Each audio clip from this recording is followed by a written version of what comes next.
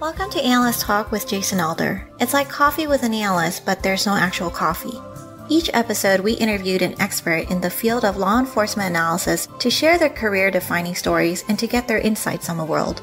Please join us on recognizing and learning from these brilliant minds as we define the law enforcement analysis profession one episode at a time.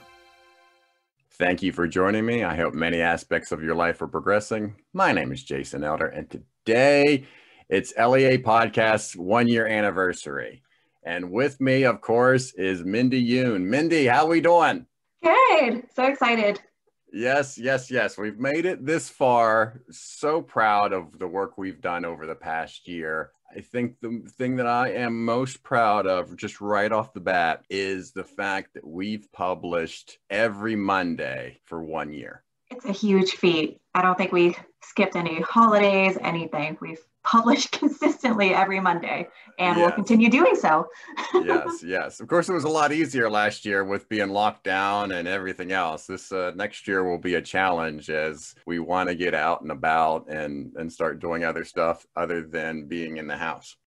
I'm excited for the new year, new challenges. I'm sure we'll be okay. Fingers crossed. Yes. So this is episode 57. And we started out with 5 episodes on June 1st of last year, 2020. It's been an interesting ride. It's been great getting the reaction of folks, and it's been great meeting new people. So we didn't want to go through all the full year of guests that we've had. We did do a 2020 wrap-up show back in December. We'll put a link to that show in the show notes. But we did want to talk about some of the guests that we have had thus far in 2021. And MIndy, you have some that are just the most notable that come to mind when you think about the guests that we've had thus far in 2021. Yeah, so the first one that was most notable to me was Brian Gray's episode.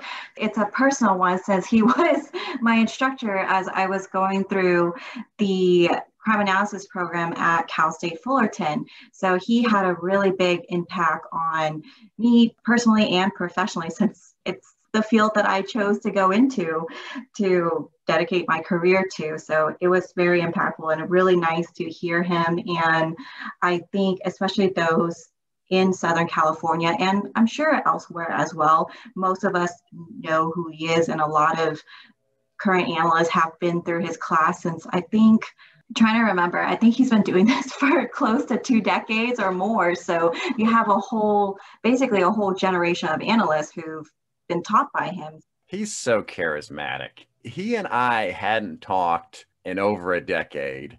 And when we got on the prep call together, it had been as if we just been talking the whole time, each and every week. It was just so great to talk to him and to share his contributions to the profession.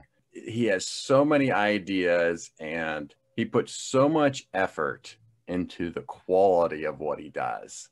It's very inspirational. If you haven't listened to the episode, I do highly recommend it. The next one that I thought was most notable was Eric's episode, the sworn analyst, just because I feel like there is this, I don't know how to describe it, old debate between sworn versus civilian. Can a police officer get taken off the street, put into an analyst role, a civilian analyst role? How would that look, kind of thing? So I have always thought about, like, why does it have to be one or the other? Like, why is it always like a competition kind of thing? Because for me, I'm always like, can we just all work together? And, we're all in this together, working towards the same goal of catching bad guys, improving public safety and stuff. So I really like Eric's episode because he brings a balance to that old debate of, like, okay, what is the middle ground between being a police officer and being an analyst? Can one do both?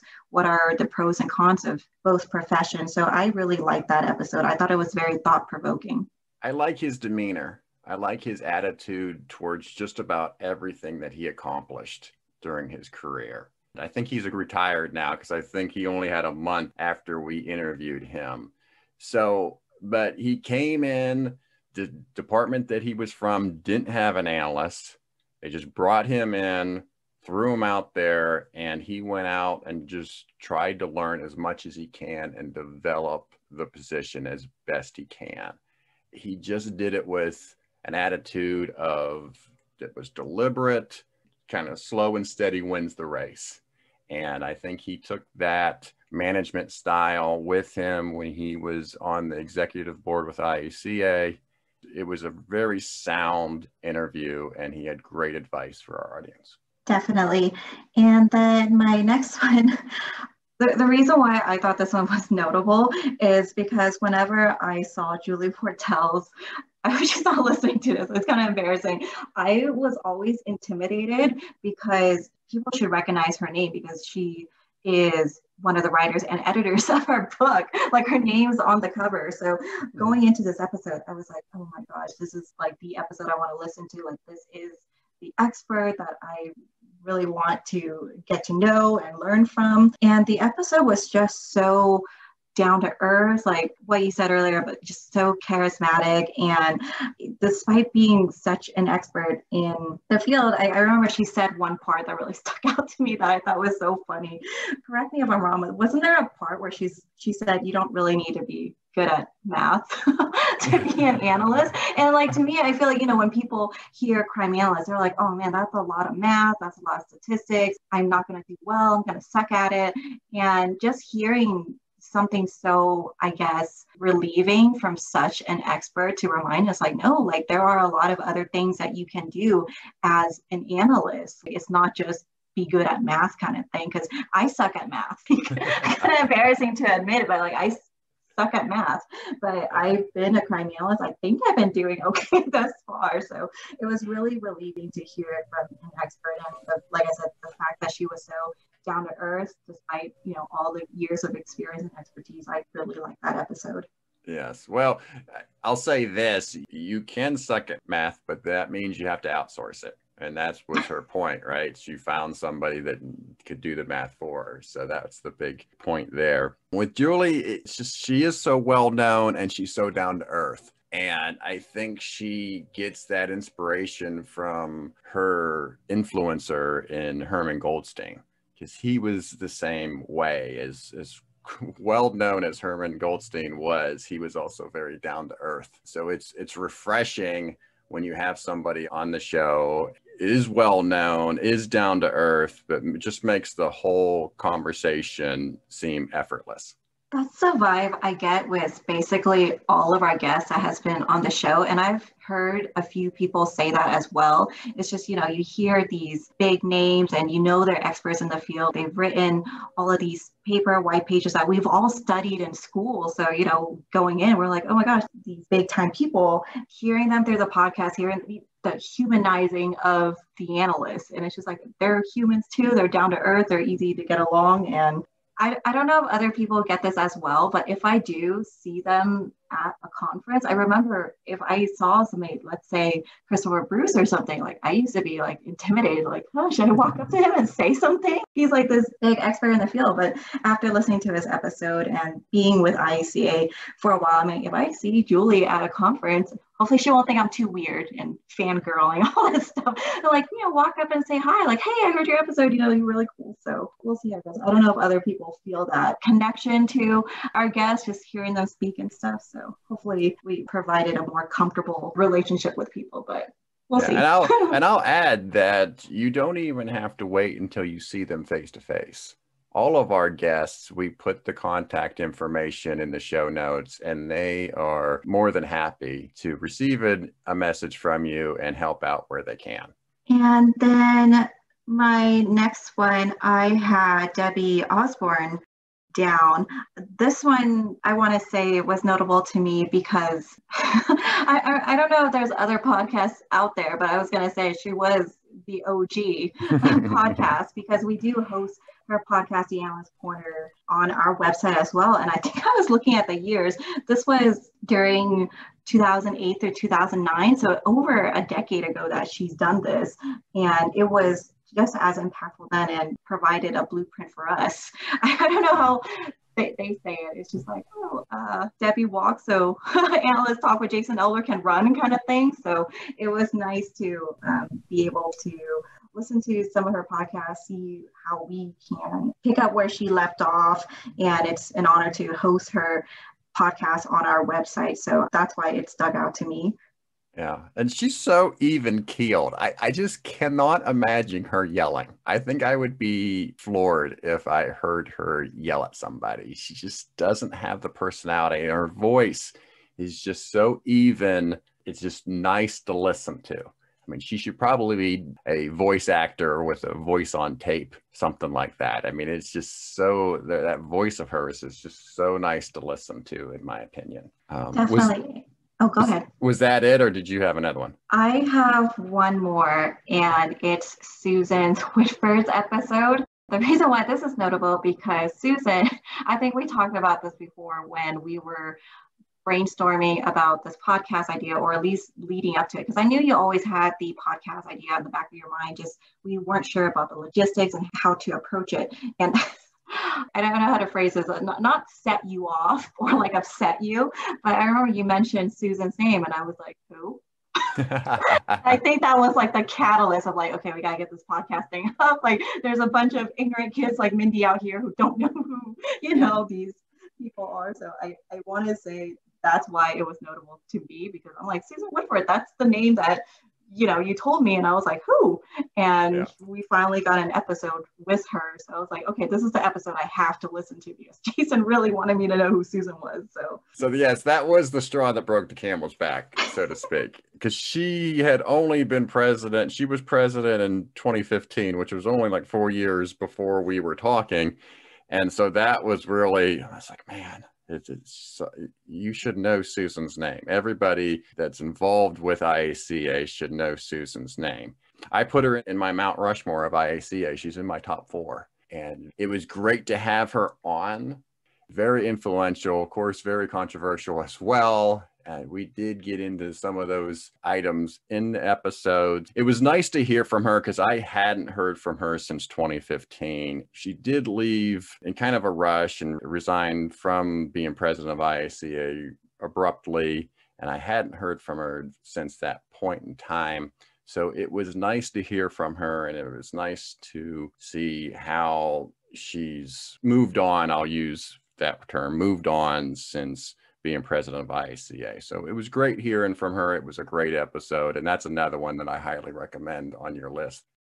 So I have recency bias when it comes to the most memorable moments of the year. It was just last week that Nate Huber from the FBI we had on the show. And very funny moment. I'm just going to play it and let you hear what transpired.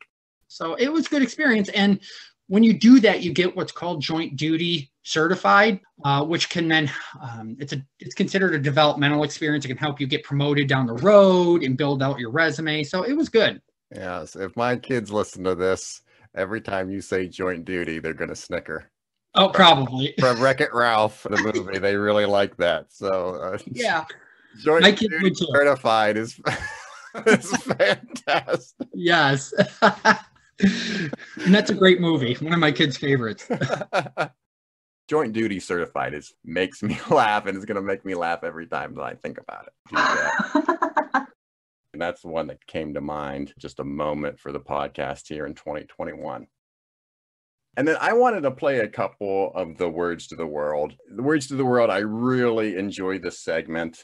They're all so inspirational. But I wanted to take the time in this episode to play 3 of them that I think really stuck out to me.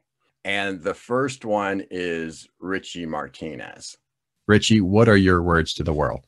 Oh, all right. Well, I thought about that, and I'm sitting here in my office, and I've got 41 beautiful plaques plastered on my wall that come from various accolades and things that I've accomplished. Behind me, I've got another beautiful chest that's got challenge coins and pins from all over the places, from people that I've met and got, I know what those things are. I know what they mean to me. Not anybody else. Maybe those that gave me these awards do know what that means. So my point is this, with all that I've done and everything that I have here, all you take with you is your reputation.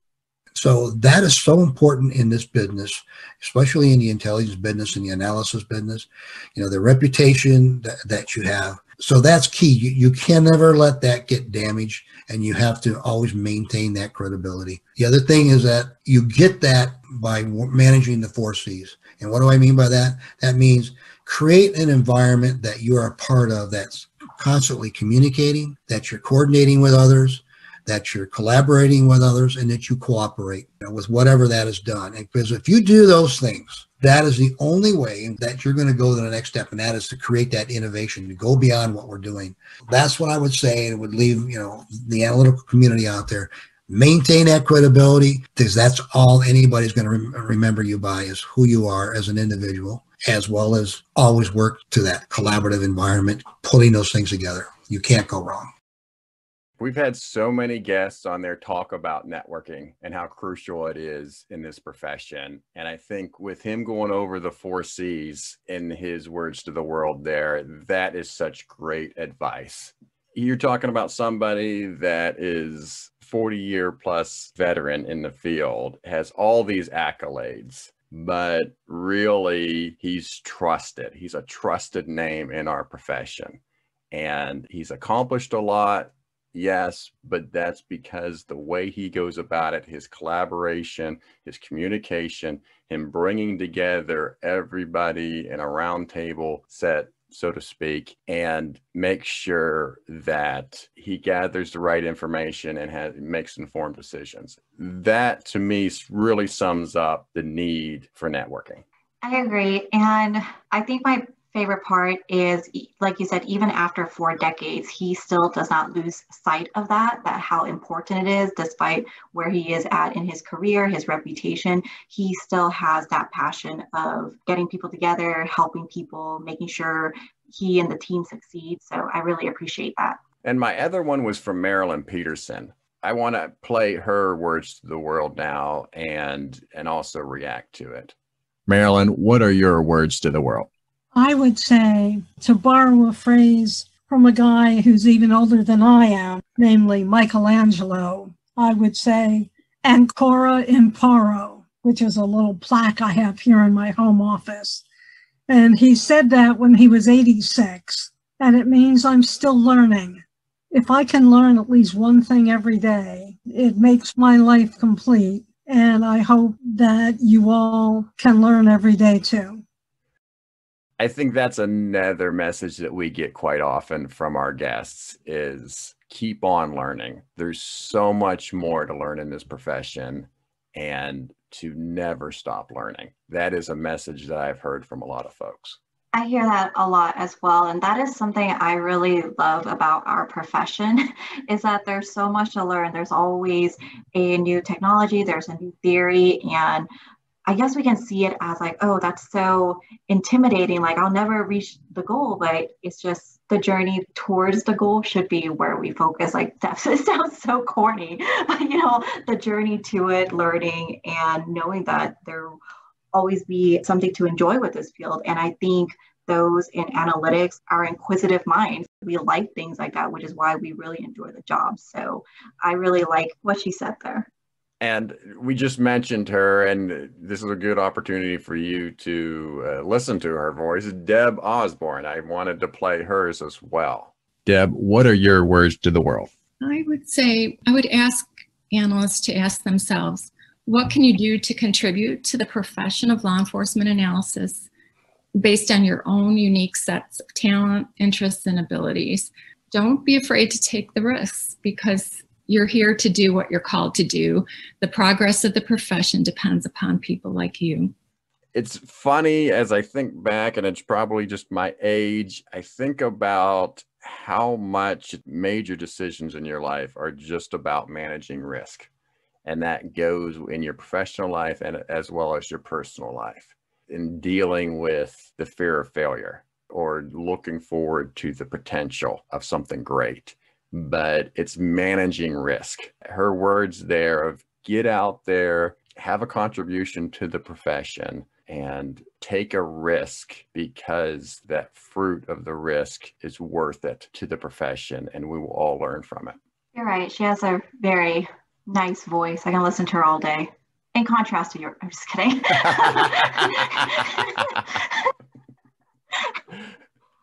Well played. No, that definitely is a good message, and I'm having to learn that as well. One thing that I remember in class, it was Brian Gray's class actually.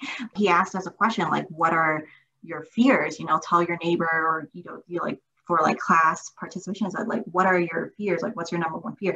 And I want to say like 90% of the class said their fear was to fail. I'm afraid of failure. I'm afraid that things that, we do don't come to fruition, or things we do and we just are bad at it and stuff. And I remember him reminding us, like, it's okay to fail. When you quote unquote fail, like, you're not really failing. You're learning the wrong way to do it, but you're learning kind of thing.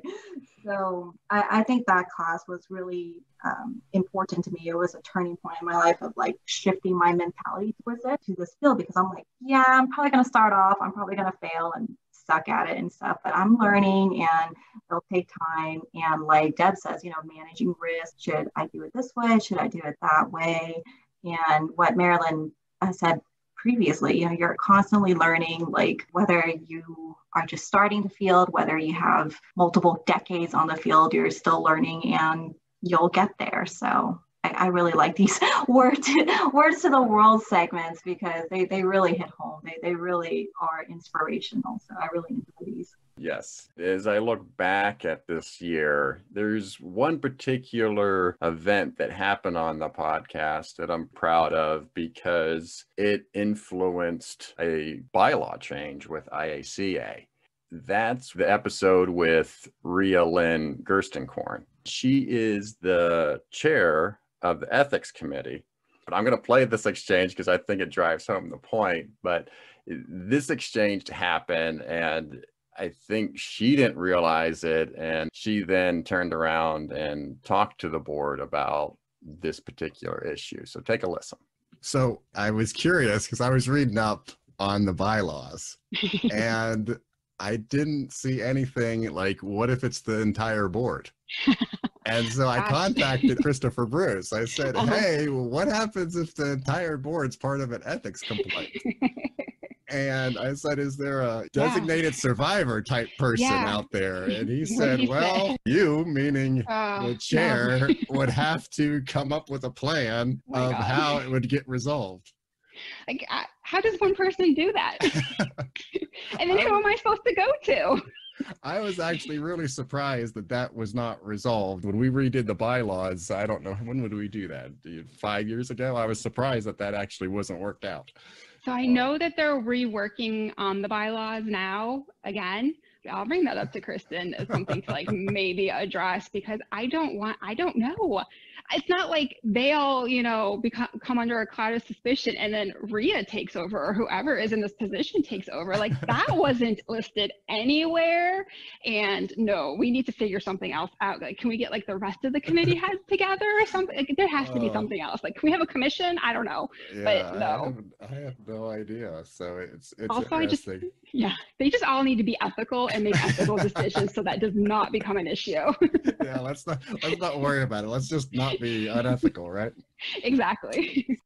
Yeah, so I think that's just great, because at that point in time, she didn't realize what her responsibilities would be if that ever happened. And since then, there was a bylaw change. IACA just recently went through a vote for bylaw changes, and that was one of them. So now if the entire board has to recuse itself from the association, what they do is they go to the committee chairs, and whoever is the most tenured in terms of being a member of the IACA, that person becomes president, and then you work your way down into treasurer. So they do have something in place should the board not be able to commit their duties all at the same time. That was a really funny moment, because I'm like, I've never thought of it. Like, with committees, for example, you have committee members, like when we were on mentoring together, if you were to step down or were out for whatever reason, I guess it makes sense to go next in line, whoever the most senior committee member was. But yeah, I never thought about like what would happen if the entire board, because if the president's out, the VP takes over, the VP's out, secretary, and so forth. That makes sense, just going down the line. But yeah, what if they were all out? But I like what they did in terms of having the most senior chairman do it, because presumably, they're the longest standing chairman. They've been with IACA for as long as possible, so they would know the ins and out of IACA. So that makes total sense why it's there. I don't know if he's been informed of it already, and I'm not sure if I'm counting correctly, but I think the longest chairman is Kyle Stoker. That one surprised me. Because I think he's been the training director for like over a decade. Yes. Yeah, like a third of IACA, he's been the training director. So I don't know if he's hearing this from us first, or if the board has told him like, hey, in this event, you're going to be the next. He's the new designated survivor. Yeah, so FYI, Kyle, if you're listening. And just a quick shout out, we did have Sean Rambaran on the program talking about the bylaws and the changes that came up. I am not usually critical of really anybody on the show or any particular topic or anything like that. I'm a kind of a softie, but I will say this, that 70 bylaw changes to vote on all at one time is just way too many. It's just way too many to be thinking about all at once. I'll throw that out there as a slight criticism. I started doing one-on-one and then I'm like, holy cow, I didn't realize that there were 70 of these things. And so I went through and read each one of them, but then I ended up just accepting all of them all at the same time. I was in that similar boat as well, because I starting off strong, reading through all of it. And then halfway through, I'm like, oh my gosh, I'm only halfway through. Like there's so many to go through. And after a while you just get, I don't know what you call it, reader's fatigue or something. Like I'm just worn out. I'm like, there is a yes to all option. I guess I'll just click yes, and hopefully one of these isn't asking for my firstborn or something. So then I wonder how many people just went through and just said, okay, I'm agreeing to all, or I agree to none of these, or whatever the option was. But I was surprised to find out that, 35% voted individually. So I was surprised by that, because I would have thought that it would have been more that the laziness factor that you and I just described would have been, I thought it would have been the heavy majority. I thought maybe only like 10% would have done it. They did have one particular amendment. I mean, most of the amendments passed either 100% or high 90s. I think the lowest one they said was 87.5 favorability. And that one was Amendment 52, in which the 2/3 vote can override an executive board decision. It's kind of funny. The follow-up that I would have to that is when you say 2/3 vote, does that mean that 2/3 of the membership, so 4,000, 2/3 of 4,000 has to do that? Or is that, hey, they're going to hold a vote, and if 2/3 of that particular people vote, then the board member's decision is overwritten? Because historically, it's been the latter, right? Historically, it's whoever votes, votes, and that's how it works. Elections or even these bylaw votes, it's whatever the majority is of those that vote, that's what determines the outcome. And so I'm guessing that's what it is. And in this particular case, it would have to be a 2/3 vote of those that voted on the particular issue for it to pass. That is an interesting distinction, because unfortunately, historically, voter participation isn't that high. Even I think around our board member elections, I think we're lucky if we get around 10% or 11% of participations. So that is an interesting point. Like, are we talking 2/3 of the 4,000 plus members? Because that's a lot. So it's just 2/3 of like whatever 4,000 is overrides the board's decision. It's just, I wonder what decision that must be to garner so much people's interest. So that is an interesting point, whether it's 2/3 of that 4,000 plus or just 2/3 of people who actually participate, because if it's just like 3 people responding and 2 of them says yes for something, like, do we just go with those 2 people or? Yep. Those that vote call the shots, I guess. So yes. So, but anyway, overall, it's great that the podcast is having an influence on the profession and the members. We do from time to time get some really kind words from folks. So I just wanted to read some kind words that we've received. Abigail writes, "Thank you so much for all the time that goes into creating your podcast. I found it to be a tremendous learning resource as I get ready to enter the field. Much appreciated." And Don Claudius writes, "In order to grow the profession and advertise that police agencies should embrace crime analysis in every area of their department, crime analysts should let their voices be heard. Jason Elder is leading the charge and showcasing analysts from across the globe with his recent podcast and demonstrating how crime analysis can be value added." And then finally, one of our guests, Dale Harris, he wrote, "Thanks for making me sound better than I am. Now a lot of people, including family members, have a better idea of what the heck I did for a living." So again, thank you for the kind words. It's really great to get that feedback. So please keep it up, because we do read all the feedback, and we've made changes when we had the survey back in the fall. We did make some changes based on you all's recommendations. So if you have any questions, concerns, or comments about the show, please email us at leapodcasts@gmail.com.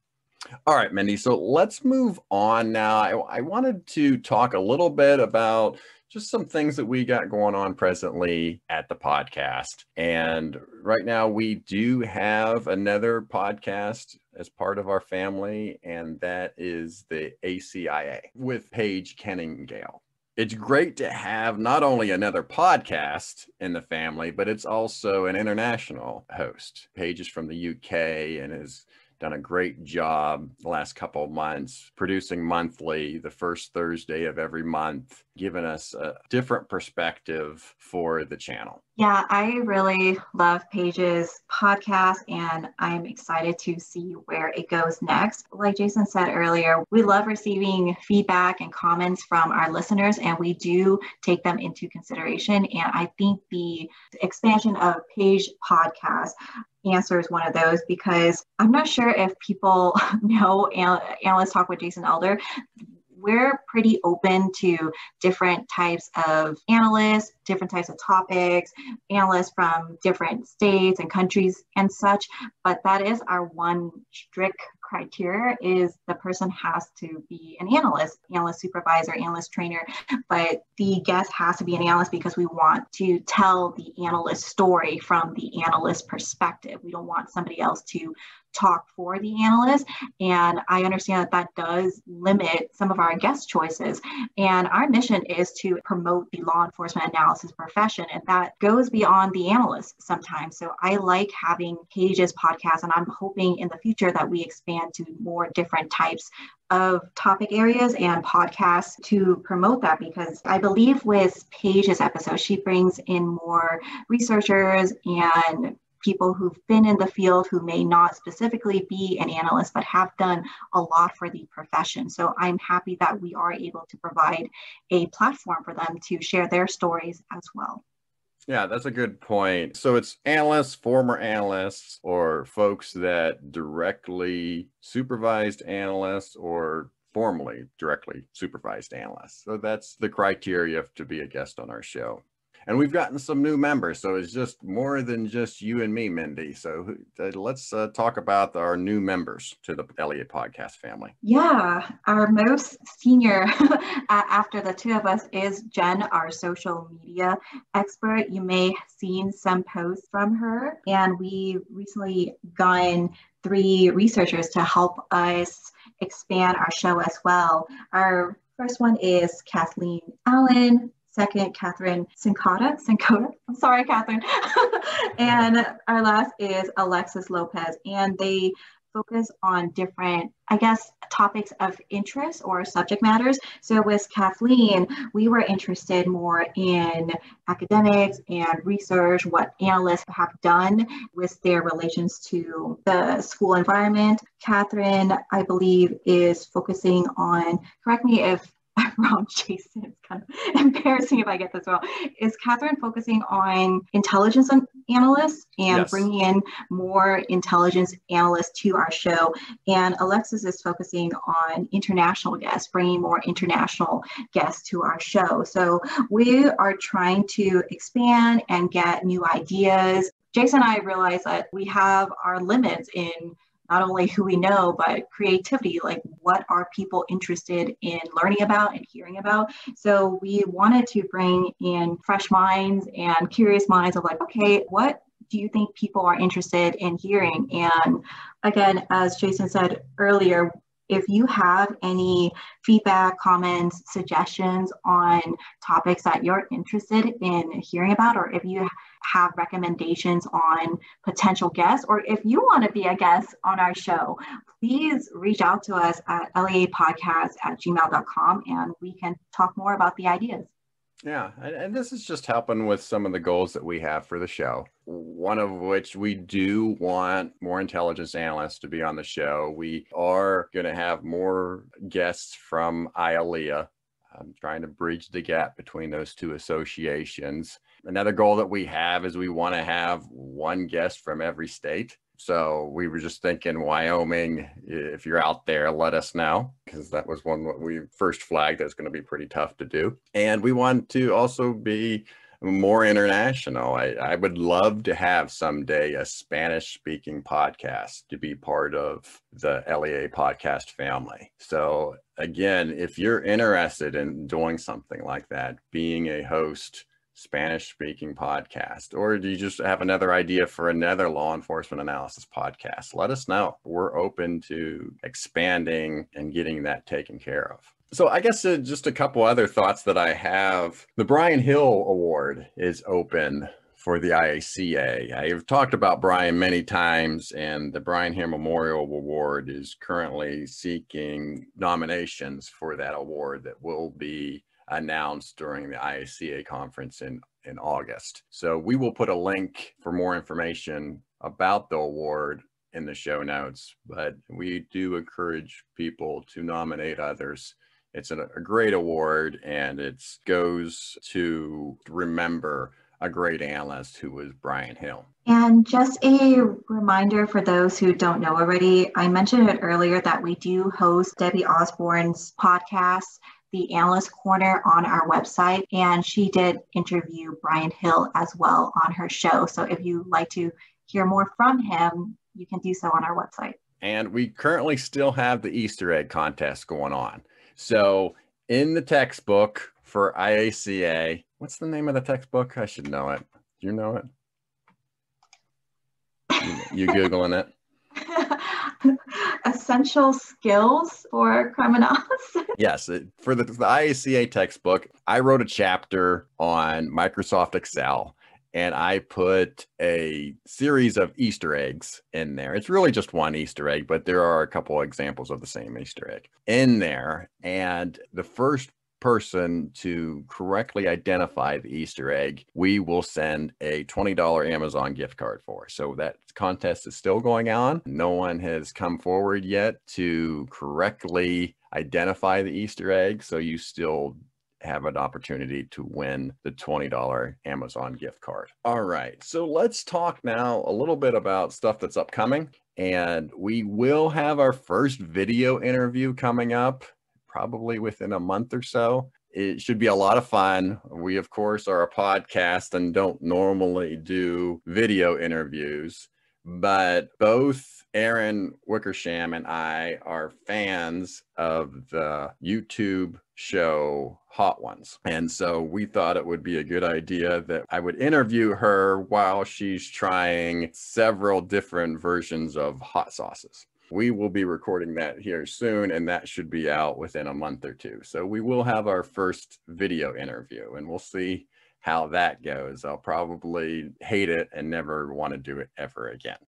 I was going to say, I wonder if it's going to be like one of our most popular episodes, and we're going to be, I don't want to say pressured, but pressured into like, this is going to be it now. This is how we do our interviews moving forward. Like, you just have to keep eating hot wings every single week. that would be interesting. Yes, I would have to take on sponsors and start generating income if that's the case, because that's going to get expensive. And next month, June 16th, I will be speaking at the Florida Crime Intelligence Analysis Association's conference in Orlando, Florida. And so I'm looking forward to, again, being face-to-face with analysts and talking to them. I will be doing a couple interviews from the conference, so I'm excited to do that. And then the week of August 23rd, the IACA conference will be in Vegas, and I hope to be there as well, waiting on to see if my presentations get accepted. But looking forward to presenting, talking with analysts, and getting some interviews there. Should be a really good time in Vegas. I'm very, very excited for that. And finally, IALEIA, we're making plans to help them celebrate their 40th anniversary this fall. So we are going to collaborate with them to showcase their 40 years of influencing the law enforcement analysis profession. So that should be really good stuff. I'm looking forward to the rest of the year. Mindy, did you have any thoughts on any of that? No, I'm excited to see how the episodes turn out and see what people think.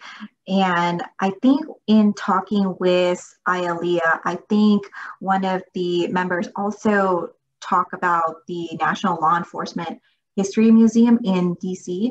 Do you want to talk more about it? Sure. I think it's a great opportunity. What was mentioned to me is that there is a National Law Enforcement Museum in DC. It's not one of the government-sponsored ones. It's a private museum, and so it costs to get into the museum. But there is not anything about analysis in that museum. And the fact that analysis has such a great contribution to law enforcement, it's something that really there should be at least a wall, at least a section dedicated to analysis. So I think this would just be a great opportunity. I know they're trying to work with the curators of the museum to see what's their criteria. Would they be open to it? What do we need to do to get something put into the museum? And I just think this would be a great opportunity. You know how I'm always banging the desk of trying to get IALEIA and IACA together on something, because I really hope that someday they'll have a joint conference. And this would be just another great opportunity to have both associations come together, work, and create a wall, a section for the museum, so folks understand the law enforcement analysis contribution to law enforcement. I think that would be really cool. I don't know how long these things take, but that would be really neat if we did have another conference, say in DC, and one of the events is like, hey, let's meet at this museum and do kind of like a ribbon cutting event of like, here's a wall featuring our contributions, and they are made by the joint efforts of members of IALEIA and members of IACA. And I'm not sure the exact percentage, but I'm sure a decent chunk of people who are in IALEIA are in IACA, or people who are in IACA are in IALEIA. So it makes sense to try to do something collaborative. So I agree. I look forward to it. I mean, I'm not sure where the conference committee is with their planning. I'm sure they plan 2-3 years out already. So something's already on the books, but maybe the next one afterwards, whether it be in 3 years or 4 years, I don't know how long it would take, but that would be really cool. And I think that would be something so monumental for both of our associations to be able to do together. Yeah, absolutely. That would be a dream of mine. Really, it would. To have the joint conference in DC and you do a ribbon cutting ceremony for the National Law Enforcement Museum dedicated to law enforcement analysis. That would be fantastic. A dream of mine. And Mindy, I want to also mention your quick takes videos. For those that don't know, Mindy creates and publishes animated tips and tricks videos for the LEA'Spodcasts YouTube channel. And those come out the second Thursday of every month. So it's fun animation with a little bit of information and it help you improve your work. So check those out. Quick take videos by MIndy. I also wanted to mention friends of the show. These are folks that have helped us out through the year. The Rough and Tumble, the folks that are responsible for the intro and outro, the music for the podcast. Mallory and Scott have a new album, a year of not touring, and now they're back. They had lots of time to write, and so they have a new album called We're Only Family If You Say So, and they actually also have a brand new music video out, their song Painter's Sorrow. So I will put links to both the album and the video in the show notes. And in terms of the graphics for the show, Kyle McMullen, check his stuff out at moderntype.com. Please help those that have helped us and check out their stuff. All right, well, very good. So I wanted to finish the show with a call-in segment. So we're going to take your calls. We're going to take a quick break. When we come back, we'll have Don't Be That Analyst, and then we'll finish up the show. You're listening to Analyst Talk with Jason Elder. We'll be right back.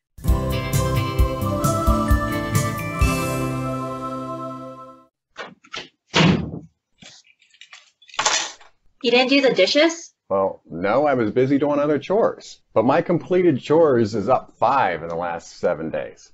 Yeah, but you're still down 13 over the last 28 days. Well, I see your shopping purchases is up 20% this month. My spending is still down year to date. In fact, my black shoe purchases are half of what they were this time last year. Well, thank goodness last year wasn't a normal year. Plus, I bought you new underwear, so your clothes purchases is up 40% this month compared to last month. Well, wait, there were no clothes purchases the previous month, Miss Perfect. I didn't know you had the ability to divide by 0. You should be happy. Your temperature-led policing program has worked great in this house. I have not touched your precious thermostat in the last 6 months.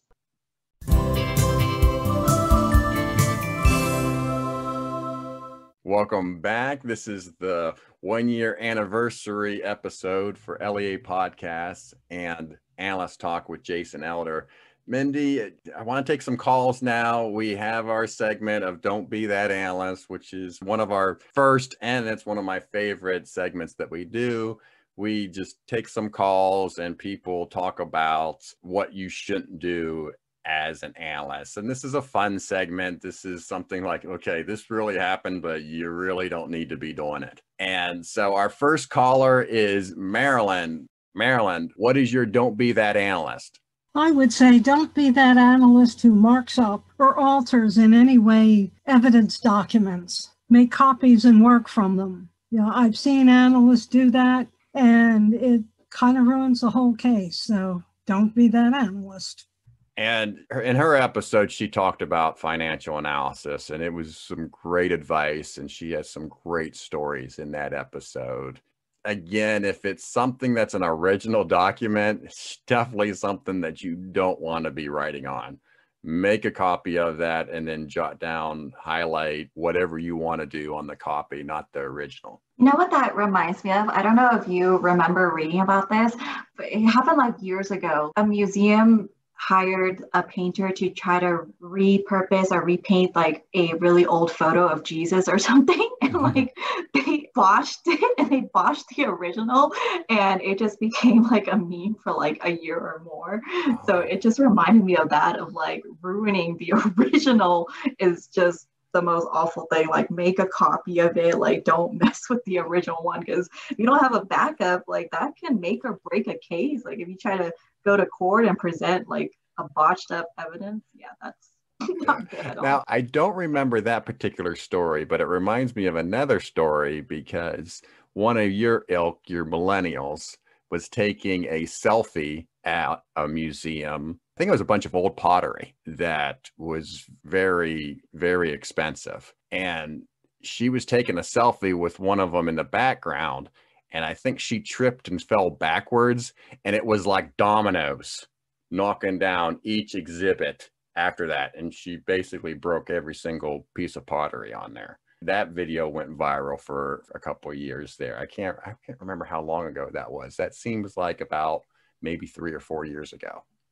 I remember that too. And I was thinking, I'm like, is that fake? Like, did she get set up? Like, why would they? And hopefully those are, I've heard of this. I'm not like a museum connoisseur or anything like that, but I've heard when museum puts things on display, they're like replicas. They're not the original because of incidents like that, like clumsy people like not being careful around the art, work of art. So hopefully those were just replicas that were damaged and not I don't know. the original. I seem to remember that made major news, but I think it was the real ones because they made a really big deal about it. I remember. But anyway, let's move on. Next on the line is Deb. Deb, what's your Don't Be That Analyst? Don't be that analyst that defines yourself and your tasks, so narrowly that you put yourself into a box that is not a good contribution to anyone.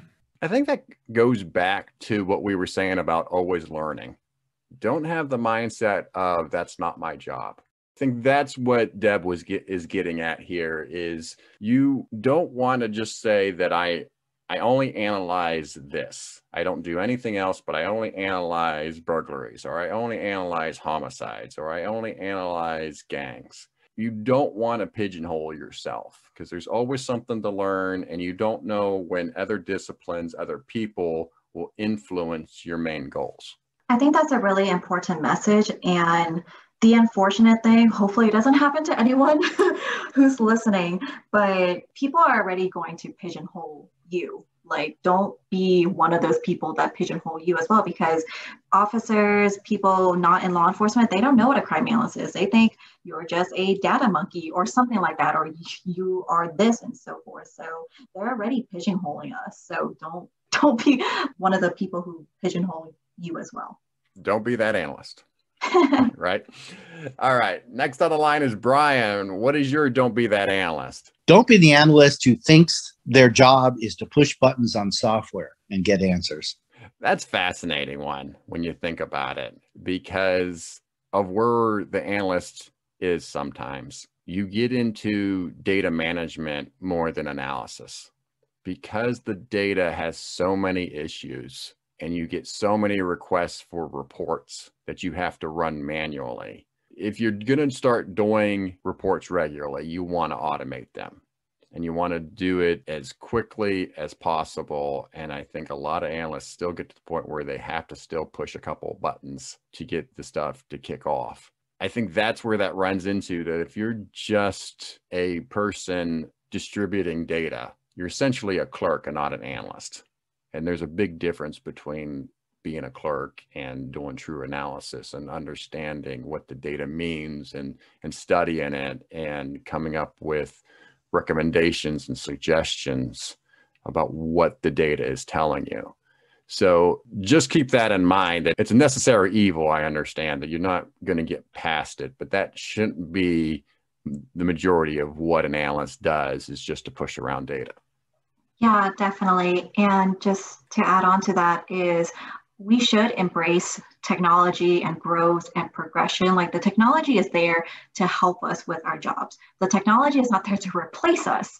So it shouldn't be as, we always dream like, oh, if only there was a button you can just press and magic happens. Like, like it can help us, like you said, automate some parts, but it can't replace us. Like an analytical mind, an inquisitive mind, how we do our jobs, like our brains cannot be replaced. Like technology can help us automate some steps and speed up some portions, but just a reminder out there that technology is here to help, not to replace. So don't be too reliant on it, but also don't be put off by it. All right. Next on the line is Debbie. Debbie, what is your Don't Be That Analyst? Don't be that analyst who automatically does what he or she is asked to do.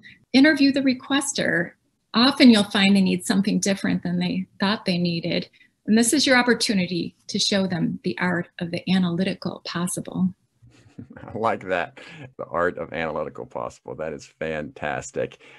I think that's interesting. Nate Huber did talk about this last week, is the idea of make sure you understand what the requester is asking of you, because you don't want to create something that the requester doesn't want or may already know, and that just is not a good situation for an analyst to be in. So make sure you fully understand the question that needs to be answered. Yeah, and I think it's important to do that up front while they're there as well, because sometimes I would imagine, at least for me, when I was a new analyst, I was really timid and reserved. I was like, well, I don't want to annoy them with all of my questions, and they look like they're in a rush, so I don't want to like keep them with like my million questions. But over time, I found that it's less time consuming if I just find out what they want up front, because if they just give me something really brief and I only have like half of the story and I do it based on that half of the story, they're going to come back and be like, this isn't what I want. And then now you're going more back and forth and spending more time trying to remedy the situation when the answer to the problem could have been solved at the front end. And our last caller is Brittany. Brittany, what is your don't be that analyst? Don't be that analyst that doesn't check your work. And especially if you're calling somebody with your sergeant sitting next to you, make sure you're not calling a porn line on speakerphone.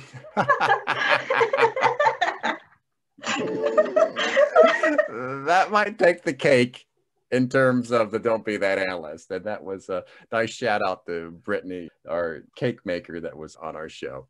So yes, that I'm not sure I have much to add to that. I will say, yes, double check your work, but the idea of having a speakerphone on in a cubicle scenario and it turns out to be a porn line, oh, I would just want to crawl and die underneath the table. Yeah, I don't even know what to add.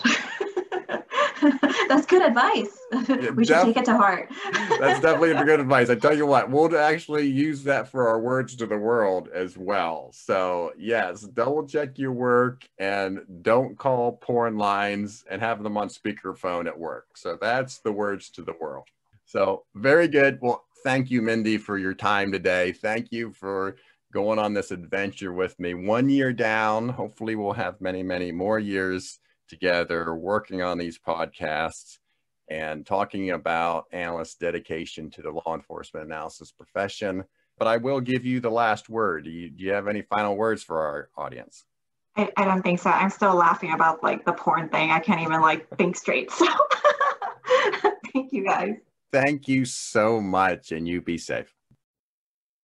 Thank you for joining us today on Analyst Talk with Jason Elder. We hope you not only enjoyed the show, but also learned something new. For more information on our guests and information relating to today's topic, please visit our website at LEAPodcasts.com. Special thanks to The Rough and Tumble for our theme song. For more of their music, you can visit their website at theroughandtumble.com. Also thanks to Kyle McMullen for our show logo.